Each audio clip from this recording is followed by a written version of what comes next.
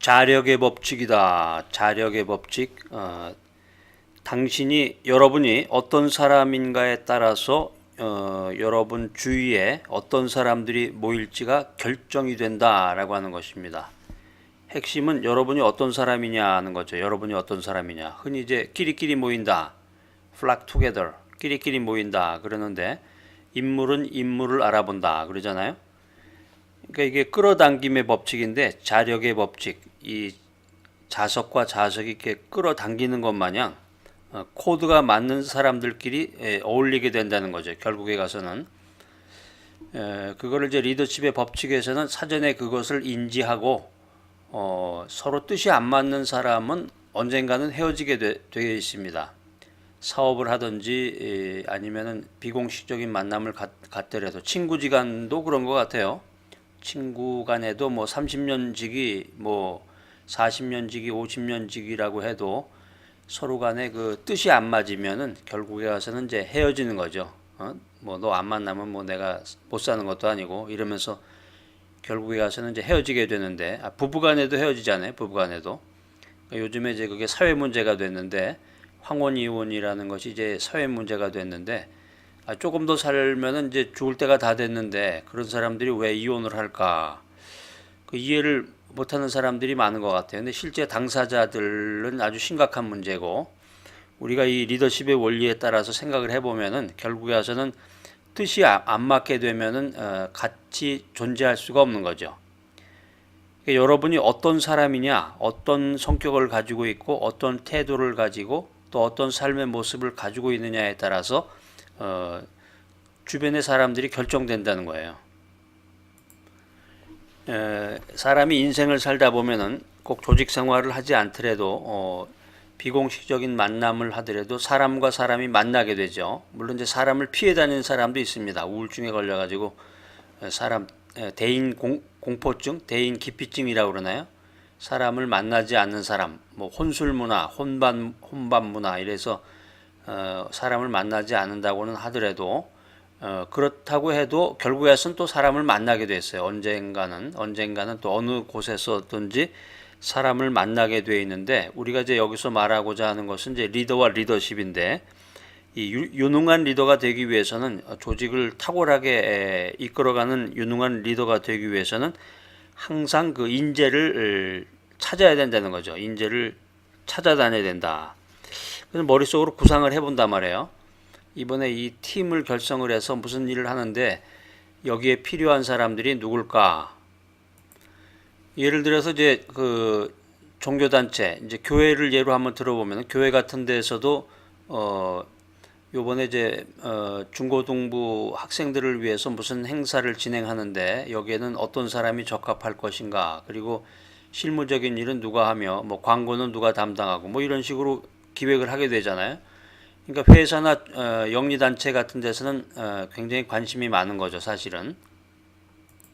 그러니까 국가를 인도하는 그 정치인들이나 대통령 같은 경우는 이제 장관이나 이렇게 조각을 한다고 그러는데 굉장히 레벨이 높은 단계로 올라가게 되면 아주 심도 있는 그런 것들이 이제 연구가 돼야 됩니다. 자, 그래서 리더들이 그 인재를 찾고 있는데 자신의 그 조직에 적합한 사람들의 그 특성을 이미 다 준비하고 있어요. 어떤 사람이 필요한지, 내가 찾아야 될 사람들은 어떤 사람인지, 그리고 그 사람들의 모습은 어떤지, 그 사람이 태도라든가 뭐 학력이라든가 그 사람이 어떤 식으로 일 처리를 하기를 원하는지. 그래서 이제 요즘에 이제 시험도 보지만 이제 면접, 인터뷰라고 그러는데 인터뷰의 이제 중요성이 점점점 높아지는 이유가 이제 여기 있는 거죠.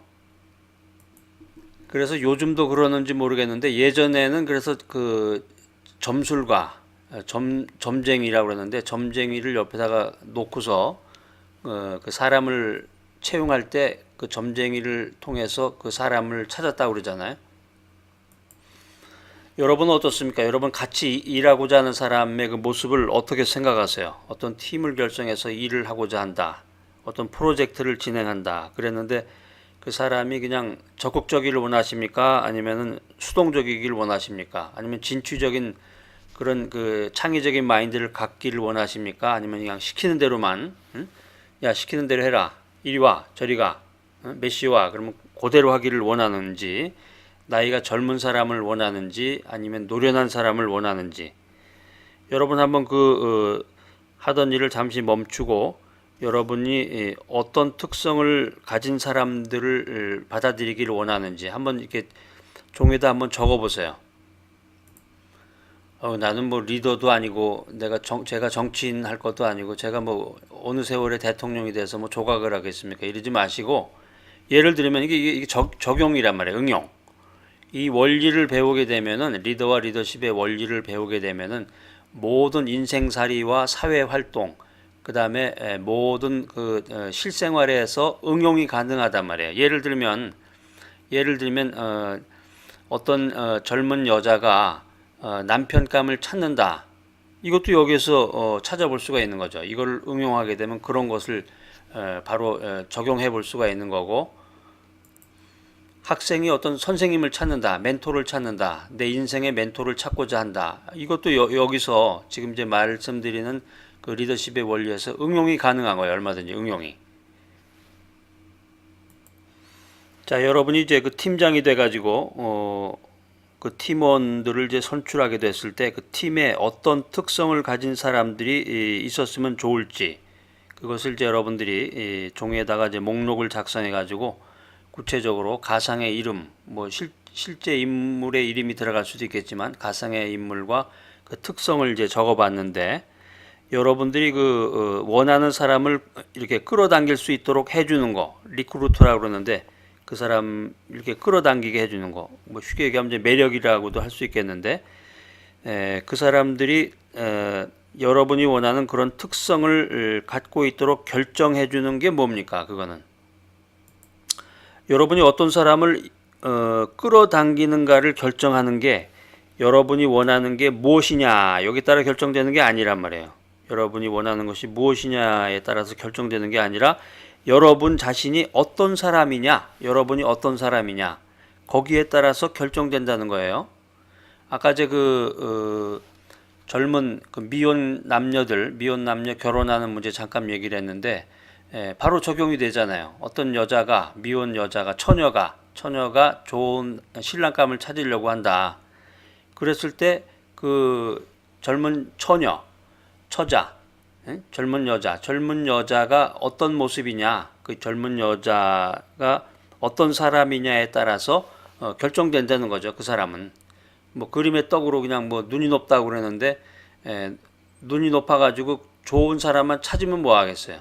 그 사람이 실제로 이렇게 끌려서 와야 되는데 바로 그거예요. 바로 그거. 그러니까 여러분이 이제 작성한 그 목록을 한번 살펴보세요. 여러분이 적은 특성을 살펴보고 여러분 자신이 그 특성을 갖고 있는지를 확인해 보라 하는 거죠. 쉬운 예로서 이제 미혼 남녀 얘기를 이제 했는데 젊은 여자가 이제 적어봅니다. 1번부터 결혼의 조건을. 1번 키는 몇 센치고 키는 뭐 175 이상 뭐 180이 넘는 사람. 두 번째 직장은 뭐 월급 얼마 정도 받는. 세 번째 학력은 뭐 어디를 스카이 대학을 나오고 뭐 부모들 배경은 뭐고 뭐 이렇게 쭉 적는데 1번부터 10번까지 적었다고 치면은 그 젊은 여자의 경우에 당신 말이야 젊은 여자 미혼 여자의 그 사람 됨됨이나 조건이 당신 스스로는 어떠냐 하는 거죠. 당신 스스로는. 그러니까 이 자력의 법칙이라는 것은 여러분이 어떤 사람인지에 따라서 여러분 주변에 여러분 주위에 어떤 사람들이 모일지가 결정된다는 거예요. 바로 결정된다. 그러니까는 끼리끼리 모인다는 거죠. 코드가 맞는 사람들끼리 결국에 가서는 하나의 팀이 된다는 것입니다. 제가 이제 케이스를 하나 말씀드리면서 케이스 메소드를 한번 해보도록 하겠습니다. 어떤 교회에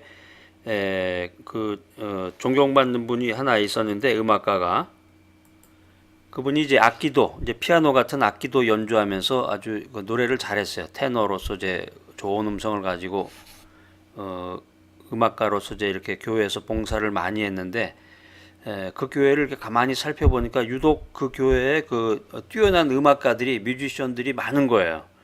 그래서 이상하다. 다른 교회하고 비교해 보면은 대개 음악가들이 있는 건 사실이지만 이렇게 음악가들이 많이 몰릴 이유가 무엇일까? 왜 이렇게 많은 사람들이 많은 그 음악적인 재질을 가지고 있는 사람들이 이 교회로 모일까? 그걸 살펴보니까 그 원인이 바로 그 자력의 법칙에 있다는 거죠. 끌린다는 거야. 끼리끼리. 그 존경을 받았던 그 음악가, 나이 지긋하게 든 그 음악가가 피아노도 연주하고 테너로서 활동하고 봉사하는 그 사람에게 끌려서 자연스럽게 소개로 해가지고 사람들이 끌려서 그 교회는 유독 엑설런트한 그 뮤지션들이 많았다는 그런 내용입니다. 그래서 이 좀 작은 교회들 보면은 그런 경우가 많아요. 고향이 같은 사람들끼리 모이는 그런 교회도 있고, 연륜이 비슷한 사람들, 직업군이 비슷한 사람들끼리 그렇게 모이는 교회도 있고, 하여튼 뭐 그게 바람직한 건 아닌데, 이제 좋은 쪽으로만 생각을 한다고 하면은 그게 이제 끼리끼리 모인다. 코드가 맞는 사람들끼리 결국 한 배를 탄다는 그런 내용이 되겠죠. 이거를 이제 좋은 쪽으로 역설적으로 생각하면 여러분과 같은 사람이 스스로 여러분을 찾으려고 지금 애를 쓰고 있다는 거예요. 예? 여러분이 만약에 그 새로운 잡을 찾기 위해서 어떤 생각을 하고 있다, 준비를 하고 있다 하면은 지금 제가 말씀드린 그 자력의 법칙을 역설적으로 얘기를 하면은 여러분과 같은 생각을 가지고 있는 사람이 자발적으로 여러분을 찾으려고 애를 쓰고 있다는 거죠. 자, 이런 얘기를 할 수 있어요. 지금 이제 끼리끼리 모인다. 같은 뜻을 가지고 코드가 같은 사람들끼리 한 배를 탄다고 그랬는데 이렇게 생각해 볼 수 있잖아요. 자, 그러면 이제 그렇게 말씀하셨는데 제가 이제 이런 제안을 해봅니다. 리더가 내가 바깥으로 나가서 다른 사람, 나하고 성격이 다르고 나하고 유형이 다른 스타일의 사람을 채용해 오면 되지 않아요? 그러면은 그 끼리끼리 모인다는 얘기는 조금 무서워 보이네요. 이런 얘기를 할 수도 있을 것 같아요. 네, 맞는 얘기예요. 맞는 말씀인데 한번 끝까지 들어보세요. 맞는 말씀인데 이제 결론적으로 말하면 이 훌륭한 리더가 되기 위해서는 자신의 약점을 보완해 줄 수 있는 사람과 같이 일을 해야 되는 건 맞습니다. 그렇게 하게 되면 이제 리더 자신은 자신이 강점을 가지고 있는 분야에 집중하고 이제 영입해온 사람, 다른 특성을 가지고 있는 사람은 리더가 잘 못하는 부분이나 리더가 놓치는 부분을 이제 보완해주면 되겠죠. 보완해주면 되는데, 그런데 문제가 뭐냐면은 그 리더, 여러분하고 유형이 다른 사람은 본능적으로 여러분에게 끌리지 않는다는 거예요. 결국에 가서는. 그래서 아까 얘기처럼 30년 지기, 40년 지기 친구가 헤어진다는 것처럼 결국에 가서는 딴 배를 타게 된다는 거죠. 결국에 가서는. 그러니까 제가 지금 말씀드린 게 이제 직장을 선택하거나 직장에서 어떤 사회 활동을 하거나 뭐 비영리 단체에서 하거나 뭐 교회를 선택하거나 다 이게 적용되는 원리 같아요. 자, 강의 노트에 보면은 well do they match up이라고 그랬는데 매치가 된다고 그러잖아요. 어떤 점에서 일치하느냐, 어떤 점에서 코드가 맞느냐 하는 걸 이제 6가지 항목을 가지고서 6가지가 이제 일치가 되기 때문에 한 배를 타게 된다. 결국에 가서는 그 코드 일치에 대한 그 6가지를 한번 나열해 보겠습니다.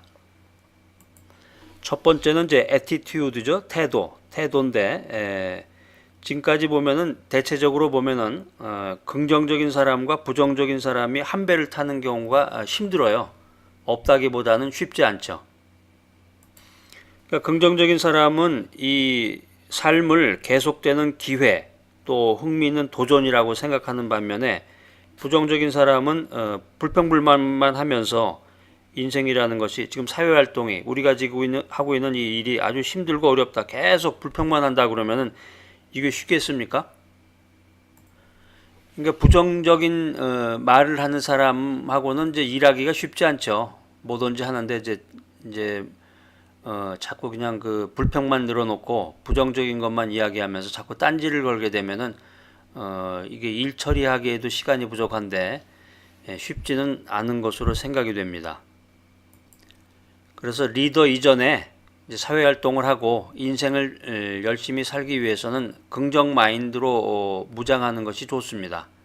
그래서 매사를 좋게 생각하고 평안하게 생각하고 내일과 미래에 대한 소망을 갖고 자꾸 앞을 향해서 진취적으로 나아가는 마음. 이거는 뭐 리더 이전의 인간으로서 사회인으로서의 그 기본 자세인데, 특별히 이제 팀 조직원으로서 한 배를 타야 될 사람이 이렇게 부정적인 사람을 영입해 온다 그러면은 정말 어떤 일이 일어날지 아무도 예측을 못 하겠습니다. 자, 그다음에 이제 두 번째 매치업 두 번째는 제너레이션이라고 그랬는데요. 세대, 나이죠, 나이. 나이는 어떤가? 나이는 대개 보면은 이제 일반적으로 평범한 사람들은 나이가 비슷한 사람들끼리 끌립니다. 비슷한 사람. 그래서 대개 보면은 다 그런 건 아니에요. 일반적으로 보면 이제 젊은 나이일수록 진취적이고 피로감을 쉽게 느끼지 않고 긍정 마인드로 해서 일을 해 나가는데, 근데 현실적으로 보면 요즘 사회에서는 또 그렇지 않아요. 보면 나이가 젊을수록 미숙하고 험한 일을 하지 않으려고 하고 그냥 책상에 앉아서 펜대만 굴리고 넥타이 매고서 폰만 잡으려고 그러는 그런 사람들도, 젊은 사람들도 많다고 그래요. 그에 반해서 은퇴해서 나이가 많은 사람들 있잖아요. 50대나 60대, 이제 40대부터도 있는데 40대, 50대, 60대. 그래서 은행에서 이제 예를 들어서 은행 같은 데서 이제 중견직 사원으로 일했다. 뭐 차장이다. 뭐 이 정도 되는 사람들도, 뭐 지점장도 그렇고 은퇴해서 스몰 잡이라도 이렇게 잡아가지고 고정적인 일을 하려고 그런 사람들이 많다 그래요. 그래서 주변에 이야기를 들어보면은 이제 은행의 지점장으로 일했다가 은퇴하고 나서 이런 이제 아파트 같은데 경비로 이제 일을 하시는 그런 분들도 의외로 많다고 그래요. 그게 이제 한국 사회 같은 경우는 이제 자꾸 사람들 눈치를 보는데 유교 문화라 이제 창피하다. 내가 과거에는 화려한 직업도 갖고 있었고 나름대로 폼을 잡던 직책이었는데 이제 나이 들어서 은퇴해서 이런 잡일 같은 거나 남 서비스하는 업종을 해서 이게 창피하지 않느냐 이렇게 생각을 하는데, 그렇지 않습니다. 인생이라고 하는 것은 자기의 그 능력에 따라서 맞는 일을 찾아서 거기서 보람을 느끼면 되는 거죠. 그러니까 이게 사회 문화가 참 문제인 것 같아요. 사회 문화와 사람들의 의식 수준. 미국 같은 경우는 절대 그런 일 없습니다.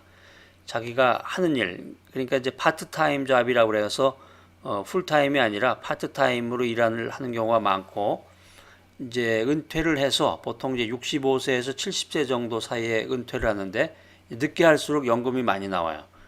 그래서 자기가 이제 일정액의 연금을 받는데 연금액 받고 플러스로 이제 파트타임 같은 걸 할 수 있단 말이에요. 파트타임으로 가서 하루에 한 두세 시간 정도 한다든가, 그러면 이제 사람들하고도 어울리고 우울증 걸리지도 않고 재밌게 살면서. 근데 그 파트타임으로 하는 그 돈을 너무 많이 받아도 안 돼요. 일정액 이상을 받으면 그 자기가 받는 연금이 또 깎입니다. 그래서 그걸 잘 계산해 가지고 당당하게 자기 일을 하면서 살아가는 그런 미국인들이 많은데, 한국 같은 경우는 이제 아파트 경비를 한다든가 아니면 배달 같은 걸 한다든가 음식점에서 보조를 한다든가 이랬을 때 이제 눈치를 보게 되고, 사실 또 그런 잡을 구하기도 힘들다고 그래요.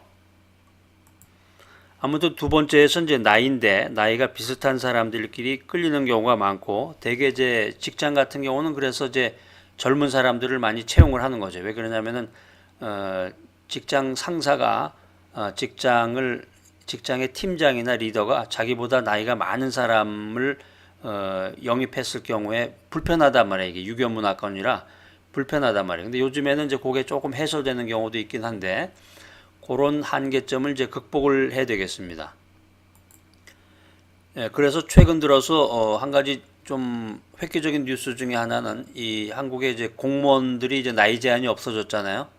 그래서 제가 최근 뉴스에 보니까 어떤 분이 은퇴를 하셔가지고 거의 이제 60대가 다 됐는데 구급 공무원으로 다시 들어가서 그렇게 해서 이제 일을 하고 계시는 분이 있다. 이제 그런 뉴스를 본 기억이 있습니다. 그 다음에 이제 세 번째는 이제 백그라운드인데요. 배경이죠. 배경. 그러니까는 이제 조직의 팀원으로서 데리고 올 사람의 그 성장 배경이라든가 출신이라든가 지역 같은 경우를 이제 보게 되는데, 특별히 한국 사회는 이 지역성이 또 아주 유별납니다. 지역성이 유별나요. 그래서 이제 예전에도 그런 경우가 있었는데, 서울에서 대학을 나왔느냐, 그래서 서울대학교라는 게 서울대학교 나왔습니다. 그러면 진짜 서울대학교 나온 게 아니라 서울에 건물이 있는 서울에 본교가 있는 대학교를 나오면 서울대학교 나왔다 그래요.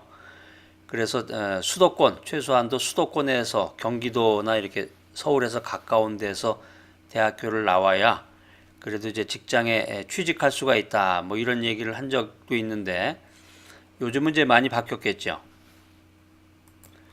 그래서 그런 방법은 뭐 예전부터 많이 썼어요. 그래가지고 예전에도 이제 1차, 2차 이렇게 시험이 있었을 때 대학교 1차에 안 되고 2차에 이제 지방대학교에 2차를 다니다가 한 1, 2년 다니다가 서울에 있는 학교로 이제 편입해 가지고 그렇게 이제 편입은 좀 쉽고 여러 가지 그런 방법들이 또 많으니까 그렇게 해서 들어왔던 것들이 예전부터 그런 방법들이 있었는데 한국은 이제 또 특별히 서울은 이제 여러 가지 여러 도에서 복합적으로 온 사람들이 많지만 이제 강원도 출신이냐 뭐 충청도 출신이냐 전라도냐 경상도냐 제주도냐 이래 가지고 또 그 지역 가지고 또 서로 다투고 싸우고 그 알력을 보이는 그게 이제 지역하고 이제 또 고등학교하고 또 연관이 되잖아요. 같이 어느 고등학교 출신이냐 뭐 이렇게 돼 가지고 자, 그래서 그 하나의 사례를 하나 말씀드리면 시어도 루즈벨트 대통령 얘기인데요.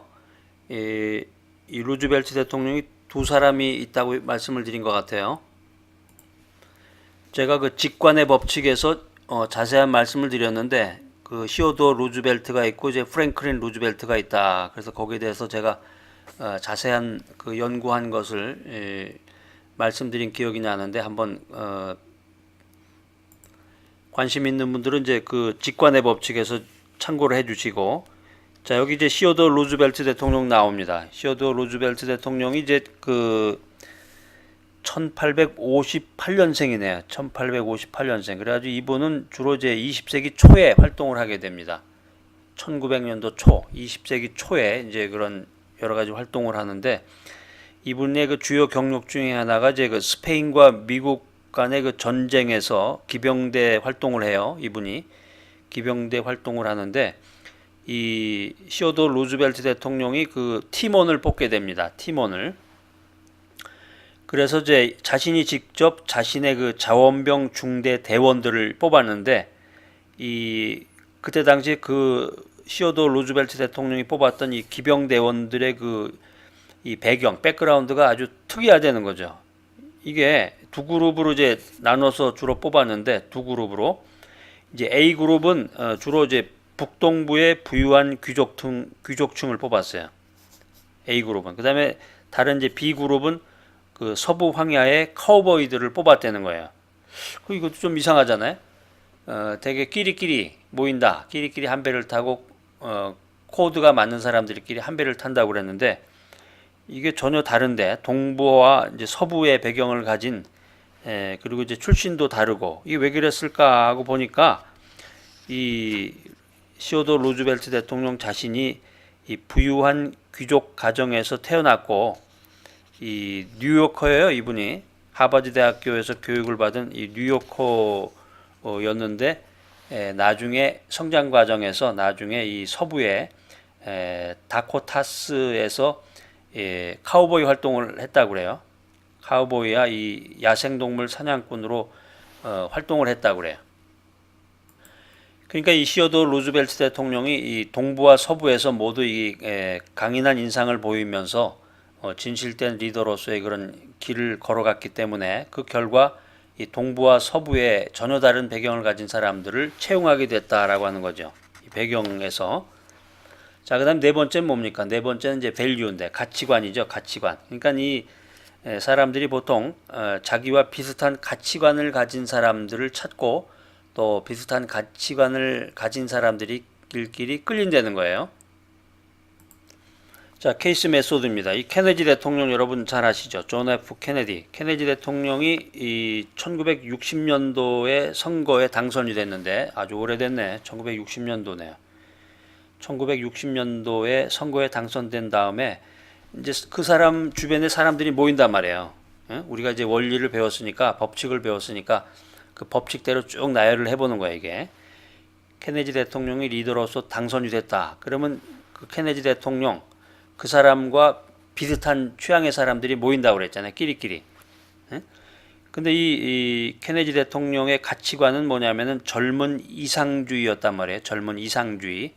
그러니까는 이 이상주의와 맞는 사람, 가치관이 맞는 사람들이 모여드는 거야. 그 사람들이 모여든단 말이에요.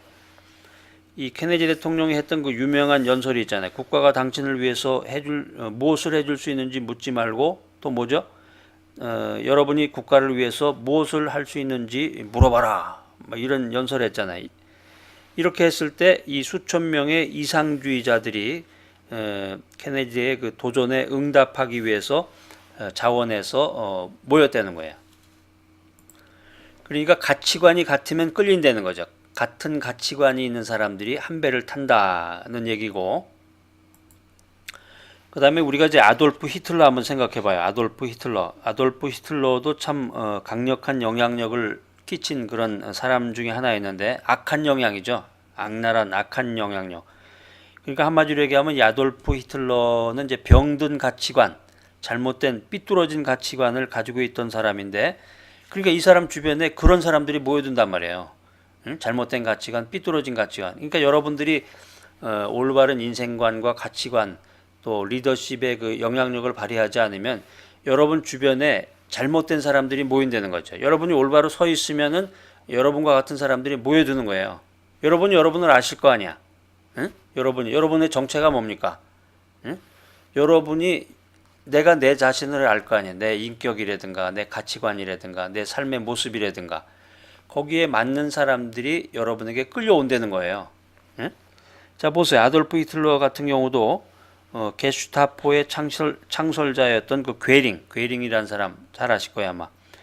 헤르만 괴링 이런 사람들이 모여들었고, 또 악랄한 그 반유태주의자 괴벨스라는 사람인데 이런 사람 또 끌려 들어왔고, 그 다음에 비밀경찰 서열 2번이었던 그 하이드리히 이런 사람들이 그 잘못된 가치관으로 삐뚤어진 사람들이 이 아돌프 히틀러의 그 사무실 문을 놓고하고 들어왔다는 거예요. 그 다음에 이제 히물러라는 사람, 유명한 그 친위대 SS 대장이죠. 히물러라는 사람, 그런 사람들이 나타나서 유태인들을 조직적으로 학살하고 그 아돌프 히틀러를 중심으로 해가지고 이 광기 어린 잘못된 삐뚤어진 가치관을 가진 사람들이 온 세상을 뒤집어 버렸다는 거예요. 그러니까 강력한 영향력을 가진 리더였지만 이 사람들이 모두 악독한 사람, 악랄한 사람. 그래서 이 세계사에 아주 악독한 잘못된 그 역사의 기록을 남기게 되잖아요. 그 세월이 흐르면서 이제 많은 사람들이 거기에 대해서 반성하게 되고, 자, 그래서 이 자력의 법칙이라는 것이 굉장히 스트롱하다는 거예요. 스트롱하다. 그러니까 여러분이 어떤 성품을 갖고 있는지에 따라서 여러분과 동일한 성품의 사람들이 여러분의 주변에 모이게 된다. 그러니까 여러분이 그 직장 생활하는 거를 푸념하거나 불평할 필요 없어요. 다 끼리끼리 똑같은 거예요, 여러분이 그 자리에 있는 한은 다 똑같은 사람들이에요. 다 끼리끼리 다 똑같은 거예요. 그렇지 않고 여러분이 나는 가치관이 다르고 저 비도덕한 사람들하고 나는 갈 길이 달라. 그랬으면 벌써 여러분이 뛰쳐나가거나 아니면 여러분이 파이어가 되었겠죠. 자, 그 다음에 이제 강의 노트 5번째는 이제 인생 경험인데, 이 인생 경험은 사람들이 서로 끌리는 또 하나의 영역이 될 수가 있습니다. 인생 경험이라는 건 이제 여러 가지 영역으로 생각할 수 있지만, 리더십에서는 이제 성공과 실패를 생각하라고 그랬죠. 성공과 실패. 이 사람이 얼마나 작은 성공들을 이루어서 그 성공적인 그 마인드로 무장을 하고 있는 사람인지, 아니면 실패에 실패를 거듭해서 계속 그 폐잔병과 같은 생각을 가지고 있는 사람인지, 이 인생 경험에 따라서 사람들이 이제 모인다는 거죠. 그러니까 여러분들이 지금 이 강의를 듣고 계신 여러분들이 거울에 자신의 모습을 비춰보세요. 자신의 모습이 폐잔병과 같은 희죽이한 이런 표정으로 있는 건지 여러분이 알 거 아니에요.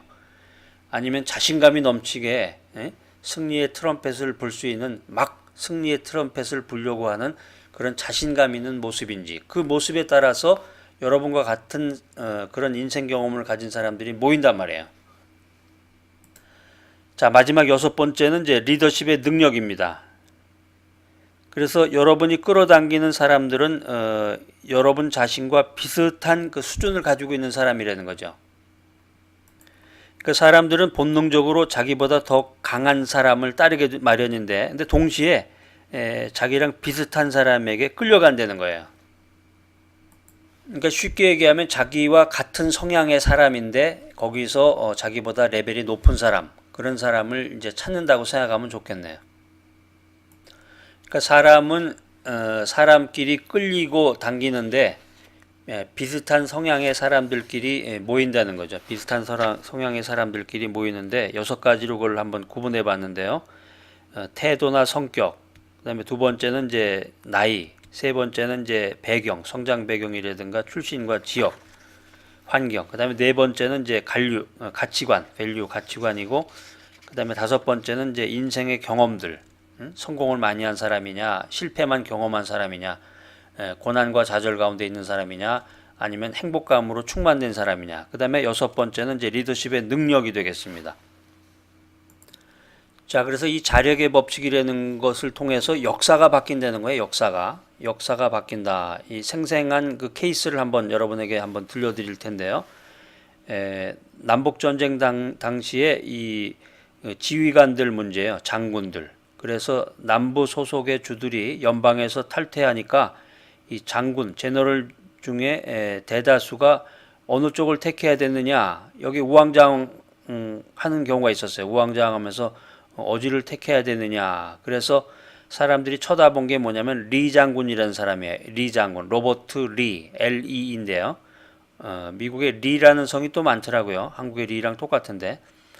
그러니까 로버트 리 장군이 전국에서 가장 그 뛰어난 장군이었는데 이 사람이 어떤 선택을 할까 하고 사람들이 눈치를 보게 됐어요.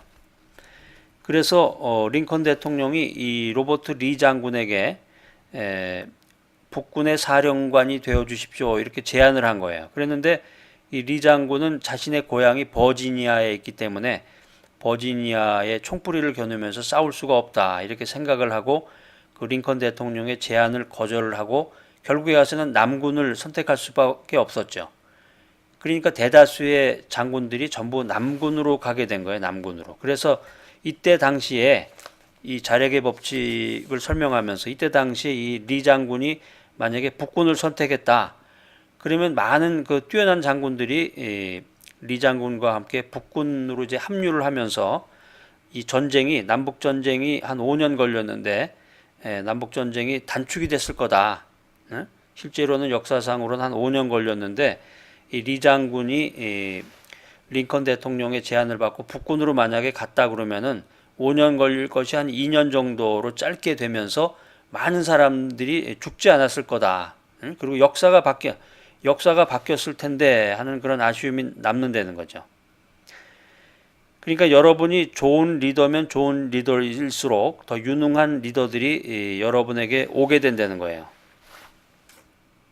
여러분이 좋은 리더면 리더일수록 탁월한 사람들이 여러분 주변에 모이게 되고 그렇게 되면 어떻게 되겠어요? 여러분이 하는 일이 내 팀에서 하는 일이 내 조직, 우리 사회, 이 비공동 이 비영리 단체, 교회 이런 데서 하는 일들이 엄청난 좋은 결과를 맺을 수 있게 되는 거죠. 자, 이 강의를 듣고 계신 여러분들, 지금 여러분들이 그 팀원을 모집하려고 준비한다고 생각했을 때 지금 여러분의 그 조직이나 부서에 영입하고자 하는 사람들은 어떤 사람들입니까? 여러분이 바란 대로 능력이 뛰어나고 강하고 유능하고 또 미래 가능성이 있는 그런 사람들입니까? 아니면 저런 게 왜 왔을까? 저 지방대 출신이 왜 왔을까? 하는 식으로 여러분 그런 태도로 보고 계십니까? 그러니까 앞으로 이제 여러분을 도와서 함께 일할 사람들의 그 수준을 결정하는 거는 다른 사람들 손에 달려 있는 게 아니에요. 만약에 여러분들이 CEO다. 그러면 그건 이제 인사과장이나 아니면 인사부 책임이겠지. 총무부 관할이겠지. 이렇게 생각하면 안 된다는 거예요. 여러분의 수준. 이 강의를 듣고 계신 여러분, 바로 이 자리에 계신 이 여러분의 수준이 어떤 수준이냐에 따라서 여러분 그 주변에 있는 사람들이 결정된다라고 하는 거예요. 여러분이 어떤 사람이냐 거기에 따라서 여러분에게 끌리는 사람을 결정하게 된다는 거죠. 이것이 자력의 법칙이다라고 하는 것입니다. 자, 그래서 여러분들이 그 탁월한 리더십을 발휘해서 좋은 인재들, 또 좋은 팀원들, 좋은 친구들을 많이 만나서 여러분들이 지금 하고자 하는 일들이 날로 부흥 발전하고 또 사회가 더 좋은 사회가 되고 국가가 더 강력한 힘을 갖는 그런 국가가 될 수 있도록 여러분 그 리더십을 개발하고 특별히 리더와 리더십에 대한 연구를 계속해서 해 나가시기를 바랍니다.